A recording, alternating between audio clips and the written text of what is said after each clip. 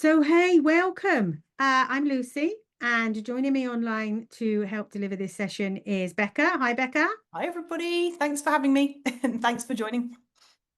Everybody that's just joining us now, it's okay. We take a few minutes to warm up, but we like to get started, and we know we've only got 30 minutes to get a load of information into your brains, out of ours and into yours. We give us a little bit of a 30 seconds or so just to allow people to join us. You will get a recording to this, okay? And we've got 30-minute actual delivery for you, and then we've got 15-minute Q&A. I'll explain in a few minutes what will happen and how we'll run the session. The Q&A is not compulsory. You do not have to stay. If you need to go to a meeting, get food, you can go. However, you may want to stay because I might have a little bit of a freebie at the end of the Q&A. Right, let's see. Check-in time. Okay, here we are. We are going to be talking about recruitment and neurodiversity today. The subheading for this session is From Awareness to Action, Building in Neuro-Inclusive Workspaces. I can't even speak this morning, Becca, or this afternoon. My words are coming out all jumbled. Don't know how anybody else is feeling today, but hey, that's where I am. You're doing absolutely fine. So, Tuesday afternoon, it happens. Tuesday. Who knew it was a Tuesday? Right. Okay. We're not going to dwell too long on introductions, but one of the things I quite often start with in most of our presentations now is a statement from me, which is change begins with passionate people who have a vision. I started Inclusive Change as a company we formed in 2020, but actually way before that, probably around 2017, 2018, I started talking about this thing called neurodiversity when lots of people weren't talking about it. And I had this vision that the world of work could be a much better place if we started talking about neurodiversity at work and started thinking about what I now will use the phrase cognitive diversity. Okay, we all think differently. We all have a different way of perceiving and working in the world. And some people need a little bit more support in the workplace. My business card is on there. So if you want to find out more, you can go and have a quick look on that QR code and find my business card. You can also find out all that stuff on the internet as well, as in go to our website, anything like that, we'll send you the information. And Becca, over to you for a short introduction. Thanks, Lucy. Cool. So, hi, everybody. My name is Becca Burke. I work obviously with Lucy and the team at Inclusive Change. My official title is Support Operations Specialist. My unofficial title is Wearer of Many Hats, Doer of Yes. Many Things and Responsibilities. Chief among them, working for our support agency as a mentor and support worker and as a neurodiversity coach. Now, I got my ADHD diagnosis back in 2024, so I'm also here to share my lived experience, probably as someone with autistic traits as well. I've started going on that sort of self-diagnosis journey. And I realized that in order to understand neurodiversity, we need to understand our brains first, right? That was the key thing I learned, is that neurodiversity is not mental health, it's not mental illness. It is a physiological, biological difference in the brain. So having that context is key to understanding ADHD or being autistic, dyslexia, dyspraxia, all of those things. And actually, our prefrontal cortex, this jiggly bit very at the front of our brains, is what filters all of that information for us. So context is key, but our prefrontal cortex is key as well. So that's me. Also, Becca, just a bit about your professional background. You worked in recruitment. Thank you for the reminder, Lucy. Yes, ADHD, it will tend to trot off. So before I joined Inclusive Change, I worked in cybersecurity recruitment primarily. So that was quite high level, like mid to top level management roles in the world of cyber and tech occasionally, but primarily cybersecurity. So I do have that background and that experience working in recruitment and the recruitment lifecycle and diversifying candidate pools as well, which is difficult, but we will talk about that later on because it is We will manageable. indeed. Right, thank you. So, just a few pointers before we start. Now, we sent this out on an email, but because we quite often know we might not always read our emails, I'm just going to repeat a few things, okay? Neurodiversity, massive topic, covers a broad range of experiences and identities. We will mostly focus on things like ADHD, autism, dyslexia, dyspraxia. But this session isn't about telling you somebody who's ADHD will need this, somebody who's autistic will need that. It's not. We're talking broader today around neurodiversity and recruitment. This space today, though, should be one where people feel safe and respected when exploring these topics. And we will ask you to put stuff in the chat, maybe. So please do feel free to share. And when we put our Q&A on, we take the cameras off and we stop recording as well. Ask questions, share your thoughts, seek clarification throughout. And if you want to check on our language and say, hey, didn't quite like that, let us know. Okay, please do. 30 minutes we're going to be running for, 15 minutes Q&A. So we finish at 12:45. Feel free to fidget, to move around, to doodle, to stim, to do whatever you need. I'm in a different place and I don't have all my little fidgety things with me. So I don't know what I'm going to fidget with anymore. Cameras on or off, we really don't mind. We said right at the beginning, we don't see you. It's okay to be quiet, but we love a bit of interaction. We won't be having a break. Right, that is the intros, okay? You're going to get a copy of the recording just to remind you, all right? So just know that. Let's get started, okay? Recruitment is all about building relationships with people. And in this session, we're going to cover 4 key areas. Well, 3, and then we're going to ask you what your takeaways are. So why does neurodiversity matter in recruitment? Why do we even have to think about it? What are the common barriers in recruitment? And what reasonable adjustments can we think about in the recruitment lifecycle? And we may even talk about access to work, but we do have some separate videos and separate resources that we can share with you about access to work. And then we'll ask you about your key takeaways. What do you get out of today? So before we go too far, I'm going to ask a question and I would love an answer from people in the chat. You can just say yes, no, hands up, thumbs down, whatever you like, okay? But yes or no will be good. How many of you have been to an awareness session about neurodiversity in the past 12 months? Hopefully quite a few, but it's okay if not. This session isn't just an awareness session. So we're not going to be talking about what is neurodiversity, this is it, these are the strengths, these are the challenges. We are going to take things a little bit further today and a little bit of a step on. And rather than saying awareness is downloading the manual and never opening it, because that happens. If you've been to an awareness session, how many things have changed in your organization since doing that? Just wondering. We're going to hit install. So we're going to ask you to download the manual and we're going to ask you to actually think about what you can practically do to make a difference.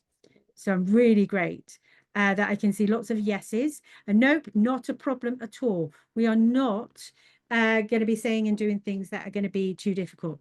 And I really apologize right now because I have a plumber in my house and he's drilling. Hopefully you can't hear it. I can't hear any drilling. I don't know. Good, that's fine. Right, so let's get into the why do we need to talk about this right now? Why do we need to think about recruitment? For me, I have 4 key areas that I want to think about and that I think are really important. Number 1, talent shortages. In many industries that we work with, and at Inclusive Change, we work across a whole range of different industries, from hospitality through to law enforcement, through to education and cyber, and lots more in between. Lots of people are telling us that there's talent shortages. We can't get the right staff. We can't get good staff. We are struggling to recruit. Do you think that is the actual problem? Or is there not a talent shortage or more of a recruitment problem? Becca, is there anything that you would say about the recruitment problem versus talent shortages? Oof. Well, okay. I'm probably, if there's anybody watching this back who I worked with or had the pleasure of working with in the cyber industry, this was a bugbear of ours.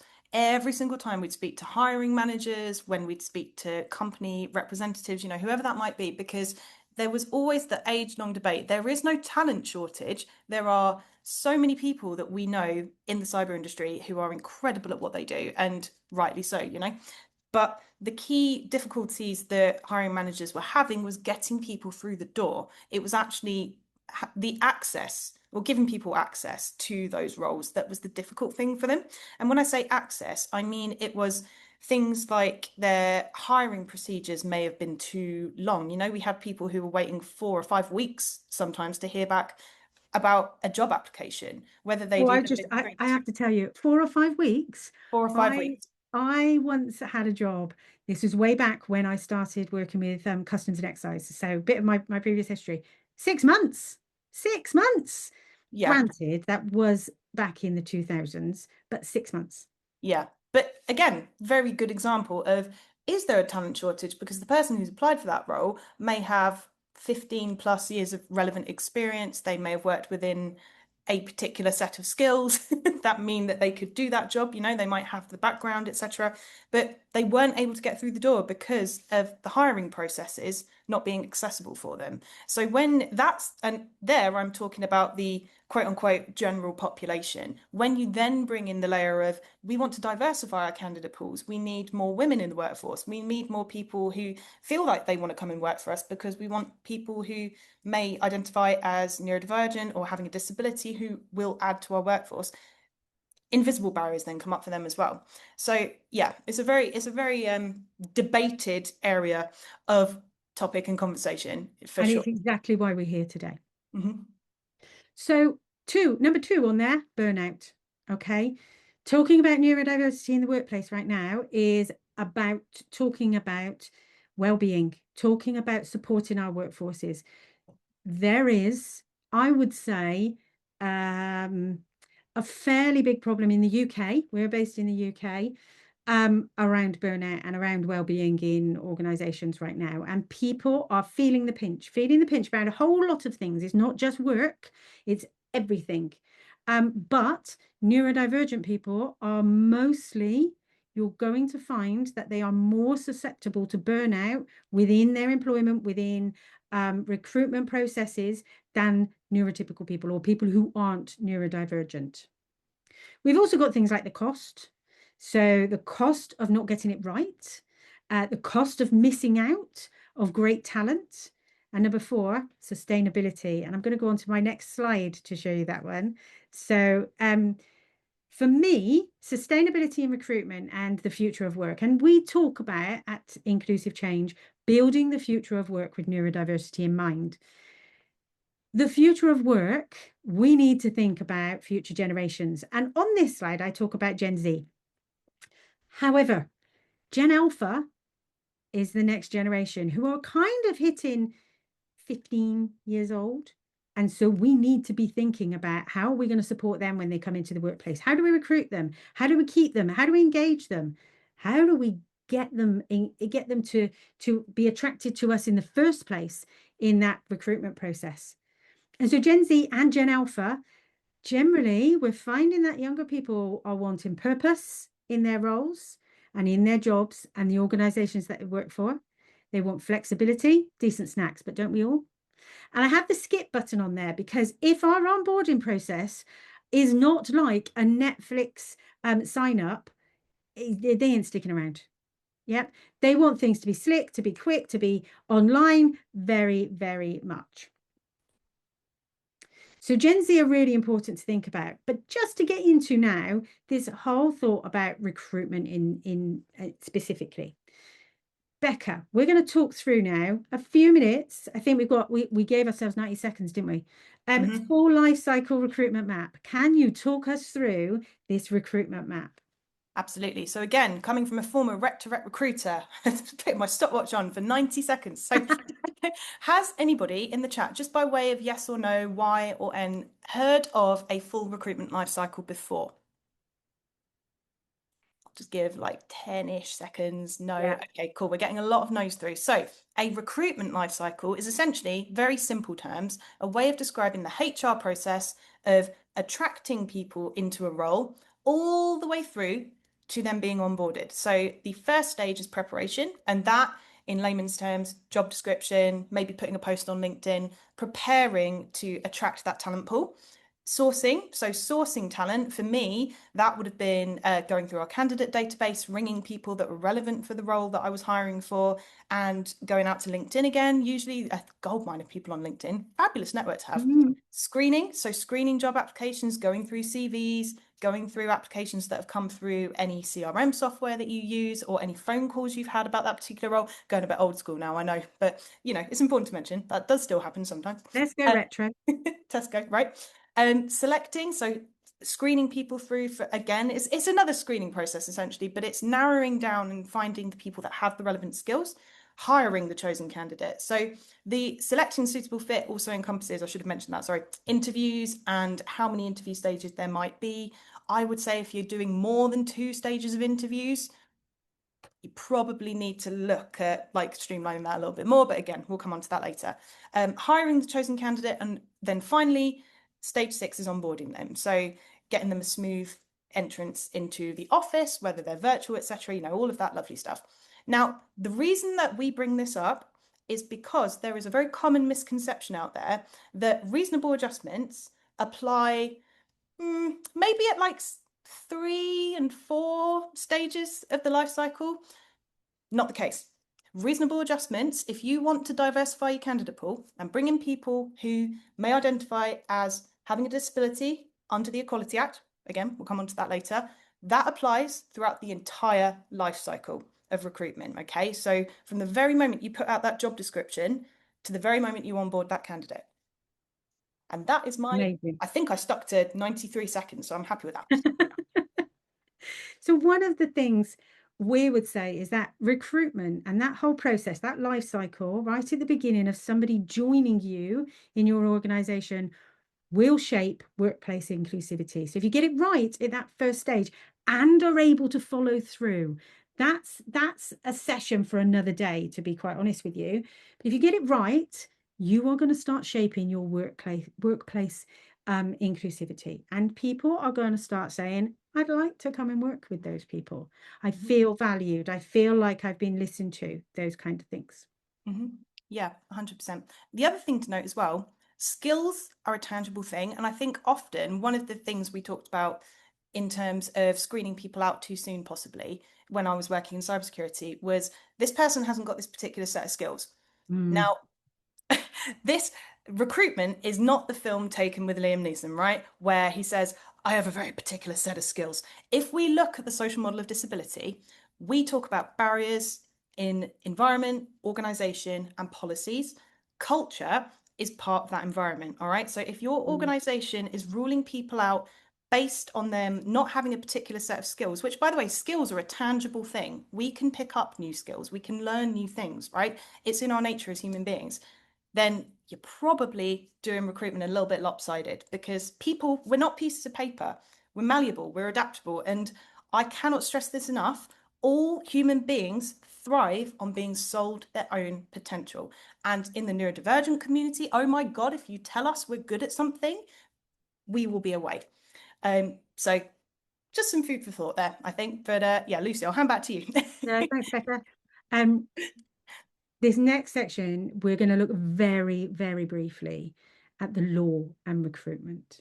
Okay, we will focus in right in on the Equality Act 2010. Okay, so the Equality Act is our friend when we're talking about recruitment, and we're talking about neurodiversity and supporting and recognizing that we have protected characteristics within the Equality Act, and disability in itself has an additional layer of protection in terms of reasonable adjustments and disability discrimination.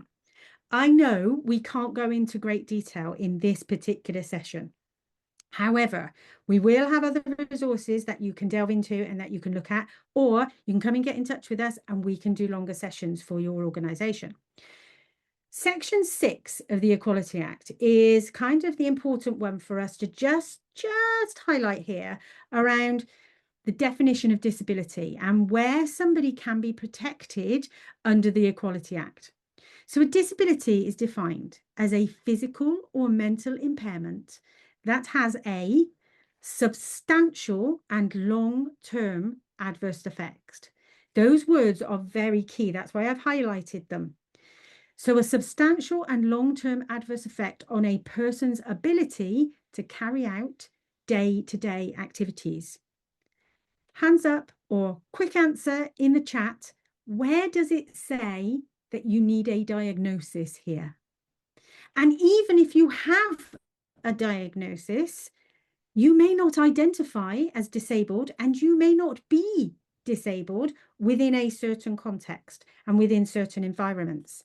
So it is a very, very difficult place and difficult, I can't think of the right word, but difficult thing to navigate for employers and leaders and managers. And sometimes we get ourselves caught up in it. So I'm just going to whiz on to the next slide. Becca, is there anything you'd say there? Yeah, so interestingly enough, I went to a wedding this weekend for a family friend and met a lawyer there who deals in employment law.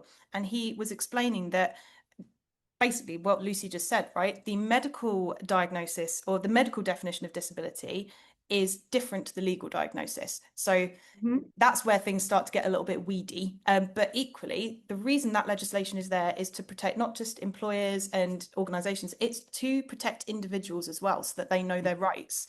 So it is really important that we adhere to it. That was a blooming good wedding to go to. You were obviously sat on a good table. Oh, yes. Like it. So I've mentioned, and Becca's mentioned, reasonable adjustments a couple of times. In the Equality Act, Section 20 will highlight that employers have a duty to make reasonable adjustments to make sure disabled people are not substantially disadvantaged. Remember that word again, substantially disadvantaged, compared to those who are not disabled. And again, I've highlighted at the bottom, this duty applies to both workers and job applicants. Now, you're probably going to guess that because this is a short session, we haven't got time to go into this. We actually have training and workshops available around reasonable adjustments that we call red flags and reasonable adjustments. If you get in touch with us, we'll send you a copy of that webinar from our last session that we did last month, but also we can do bespoke sessions with you. So, Becca, before I go on any further, social model of disability in recruitment. Okay, so very simply, if you've not heard of the social model of disability before, do bear with me. If you have, thank you for listening through another explanation. Old way of thinking is the medical model of disability. So that is when somebody has maybe received a diagnosis through a medical professional, a GP. Society very much sees something being wrong, and I'm using that phrase very loosely, right? Something needs to be fixed within that individual person. The social model of disability is completely throwing that idea out of the window, right? It is not the person that has an impairment, that has anything wrong with them. It's society that creates those barriers to them being able to access what they need, essentially. So disability is not caused by a person's impairment, but by barriers society creates, okay?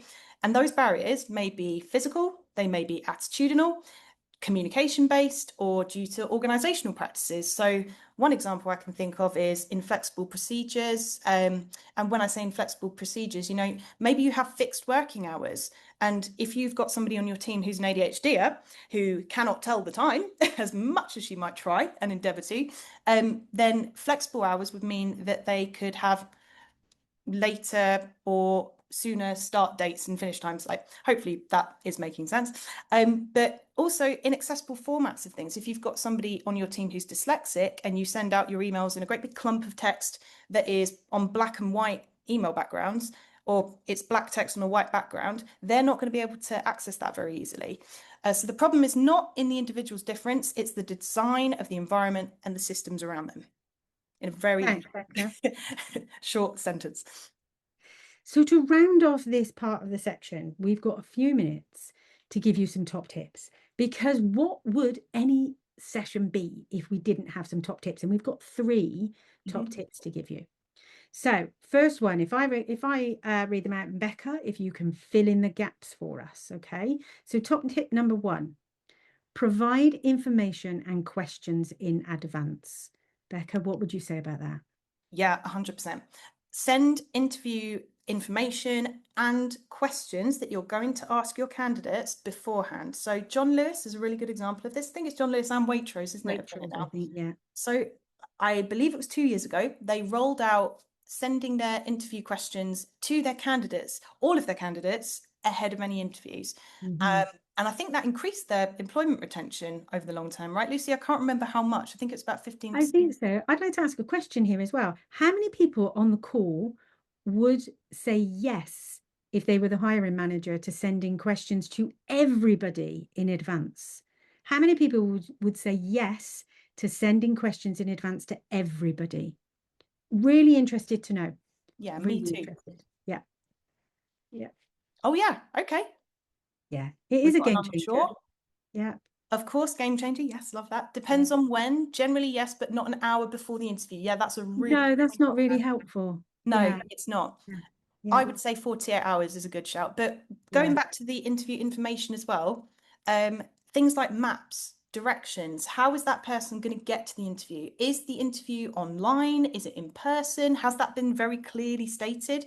Is there a picture of the office building that they need to get to that they could maybe look up on Google Maps? Have you got interactive links that they can follow so that the directions come up on Google Maps straight away, for example? You know, things like that. I'm going to give you one more as well. Photographs and information about the hiring managers and the people they're going to meet in the room on the day of the interview. Yes, that's a really good one, actually. When I worked for my previous company, when we were sending people forward for interviews, we would send them an entire candidate pack of everything they needed to know about the company, what their background was. You know, it was really quite detailed because we were It's a bit overwhelming, actually.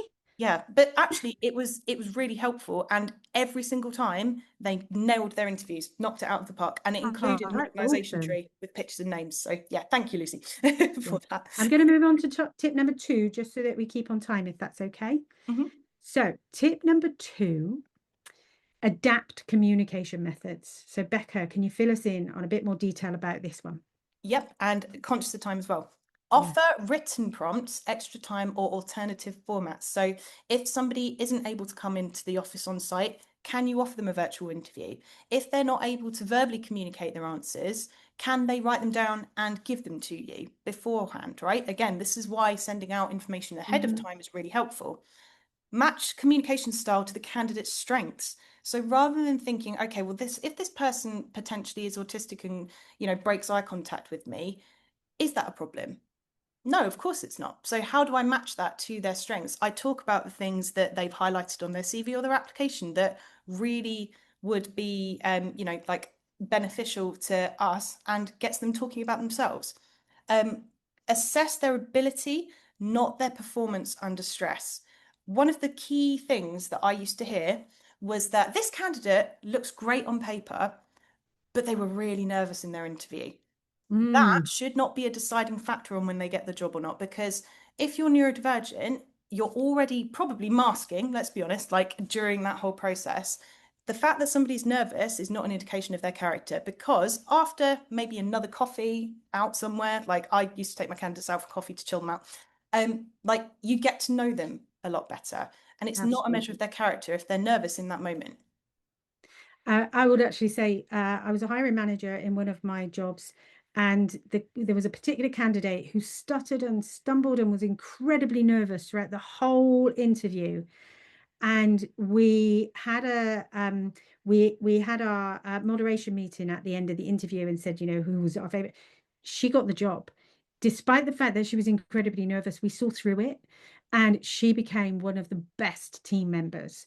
But she was just really super anxious during that particular interview. So just goes to show sometimes that you do need to think about these things.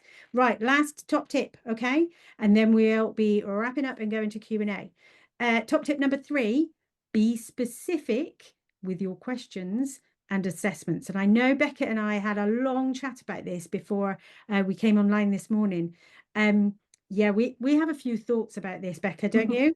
Yeah, we do. So, again, conscious of time, but I would say that do not assume that atypical is the right way of doing things. Like generic interview questions, it might be the way we've always done things, but to somebody who's neurodivergent, something like tell me about yourself is going to really stop them in their tracks. And when I say this, I'm thinking What of do you want to somebody I'm know? mentoring Yeah. at the moment, because they would trip up and go, "What? I don't know what they want me to. That's really vague. Like, where do I start with that?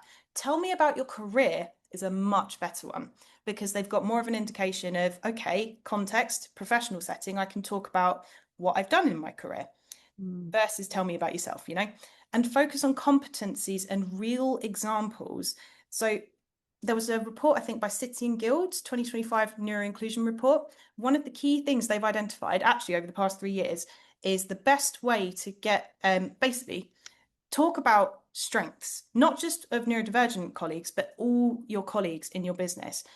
When you talk about strengths of somebody and how good they are at something, oh my gosh, do they open up and feel a lot more trusting. It's all about building psychological safety as well.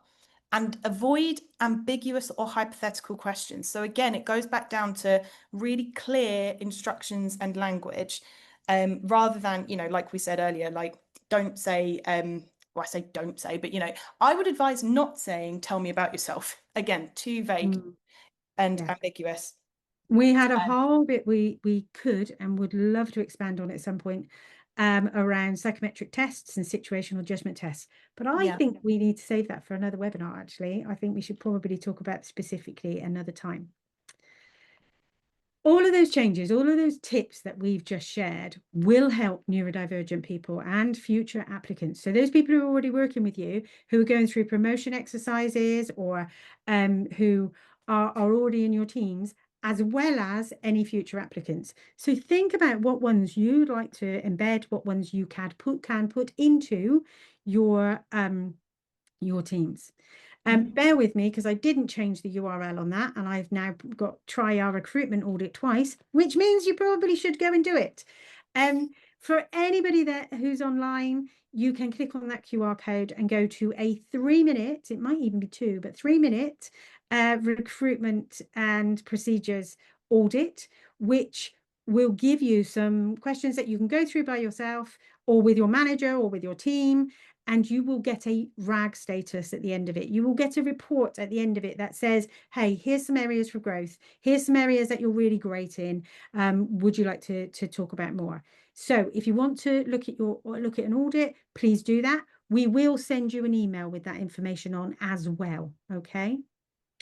So last minute, and I'm really sorry because we've gone over, but we knew we had so much information to give you, and we probably spent too long at the beginning talking about getting ourselves set up. And what have been your key takeaways today? So before we stop the recording and go into Q&A, what have been your key takeaways from this session? We'd really, really like to know. Pop it in the chat, and let us know what your key takeaways are for today. Carly's also put the ND audit in as a link for you in the chat if you'd like to see it. Yeah, We're happy. Oh, what? Sorry. No, it's okay. She beat me to it. It's all good. I was racing to put the link in as well, just to be helpful. But yeah. Oh, Jenny, really, really great. Sending out questions and a bio of interviewers before the interview. Key takeaway. Joey, the tips at the end. Brilliant. We've also had some comments that came through around different approaches, included LinkedIn profiles and links of hiring managers. Somebody received the question 10 days before. Yes, that's a heck of a lead in time. Love it. Also about things like troubleshooting tech before the online interviews. Yes, because there's nothing more stressful than, am I going to get it right? Am I going to get online? All of those kind of things. Roxanne, you hadn't heard about the social model of disability, so that's really great. And also Laura liked the idea of sending out a map and pictures of the building plus details of the interviewers. Brilliant. And it's our Bristol City Council. Great experience. Thank you. Brilliant for sharing. Right. On that point, if you need to go, you are welcome to go. Okay. I am going to stop the recording because questions sometimes we might not want to ask if we've got a recording on. So those of you that have been watching us on the recording, I'm going to stop. Okay. So we'll see you another time.